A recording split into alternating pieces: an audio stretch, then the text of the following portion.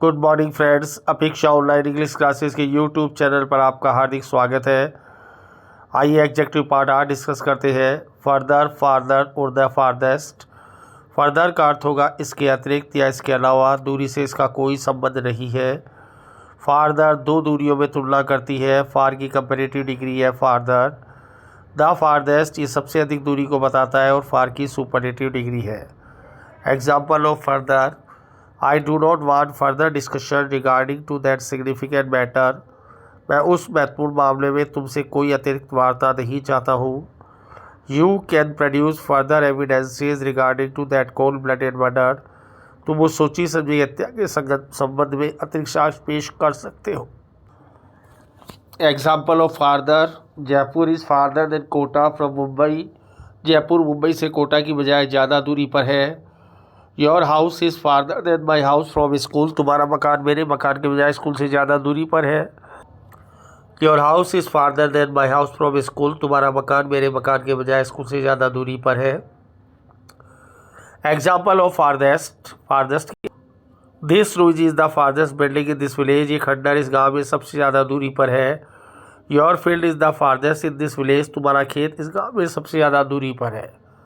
Many और much में difference देखिए। मैनी ये संख्या को बताता है, ये काउंटेबल नाउन के साथ आता है। मच ये मात्रा को बताता है, ये अनकाउंटेबल नाउन के साथ आता है। मगर अफर्मेटिव सेंटेंस में मच और मैनी को ऑब्जेक्ट की तरह लिखना गलत है। इसको टू मच और टू मैनी लिखा जाएगा।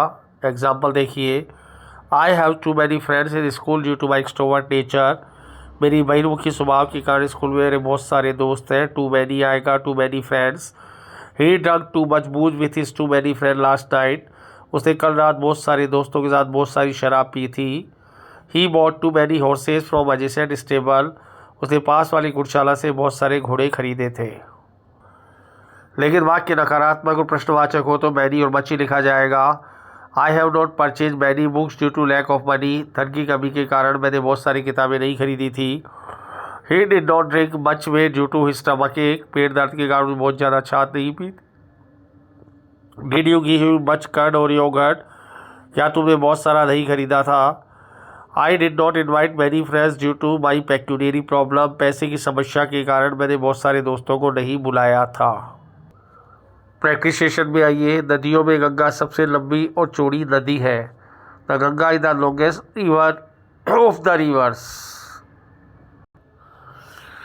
नदियों में गंगा सबसे लंबी और चौड़ी नदी है। The Ganga is the longest and widest river of the reverse. The widest आएगा, द लॉन्गेस्ट आएगा। तुम्हारा भाई मेरे भाई से लंबा और ताकतवर है। Your brother is taller and stronger than my brother. दो कंपेरेटिव डिग्री एक साथ जुड़ेगी, दो सुपरलेटिव डिग्री एक साथ जुड़ेगी पॉइंट ए में। ये सुंदर गुलाब आकर्षक और सुंदर है। This rose is attractive and beautiful. दो पॉजिटिव डिग्री आपस में जुड़ेगी। तुम्हारा कमरा चौड़ा होने की बजाय लंबा ज़्यादा है। Your room is more long than wide. एक वस्तु के दो गुणों की तुलना। प्रत्येक नागरिक को अपने मताधिकार का प्रयोग करना चाहिए. इस citizen should exercise his vote right और फ्रेंचाइज. ऐसे राइटिंग टॉपिक पर आइए. लिंच लो. पैरा फर्स्ट: कारवां गुजर गया, गुबार देखते रहे, भीड़ में नफरत की बयार देखते रहे, कोई बचाने ना एक मासूम को, भीड़ में कितने थे मगर सब शुमार देखते रहे. मॉब लिंचिंग दो शब्दों से मिलकर बना होता है। मॉब का अर्थ है क्रोधित भीड़. मॉब का अर्थ है क्रोधित भीड़ और लिंच का अर्थ है उग्र हिंसा.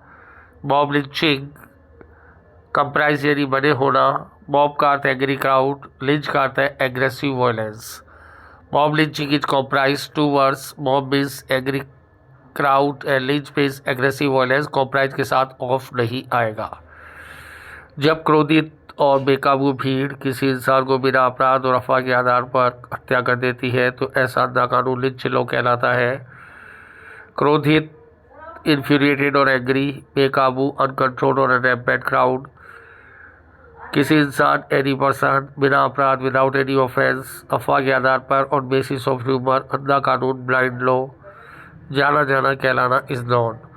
When infuriated and rampant crowd murders any person without any offense on the basis of humor, then such murder is known as lynch law. Thank you very much.